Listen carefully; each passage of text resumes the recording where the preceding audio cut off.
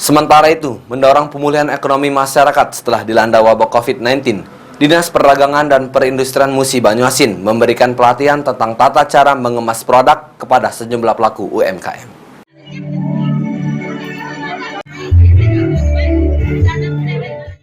Untuk memulihkan dan mendorong geliat perekonomian di tengah masyarakat, pelatihan ke sejumlah pelaku usaha kecil dan menengah dilakukan, salah satunya dengan memberikan pengetahuan dan tata cara mengemas produk rumahan menjadi produk yang menarik, sehingga mampu bersaing dengan produk daerah lainnya.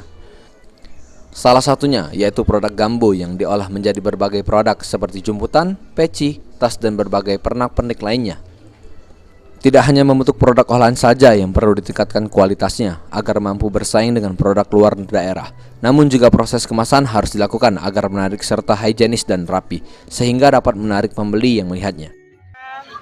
Tadi barusan pembukaan untuk pelatihan pembuatan peci dari bahan Gambo, kain Gambo ya, untuk pelaku usaha UMKM dari 3 kecamatan, Sekayu, Babatoman, dan Lawangwetan. Kemudian ada pelatihan juga untuk mendesain kemasan bagi ibu-ibu B2K PKK dalam wilayah Kabupaten Musi Banyuasin. Ini sebetulnya bantuan dari hibah dari Kementerian Perdagangan RI melalui kami yang diberikan kepada pelaku usaha, dalam ini pedagang kaki lima dan asongan yang ada di Kabupaten Musi Banyuasin.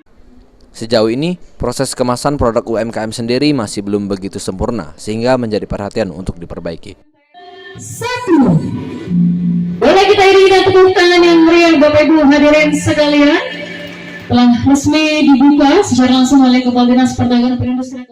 Ruzi Iskandar, PAL TV.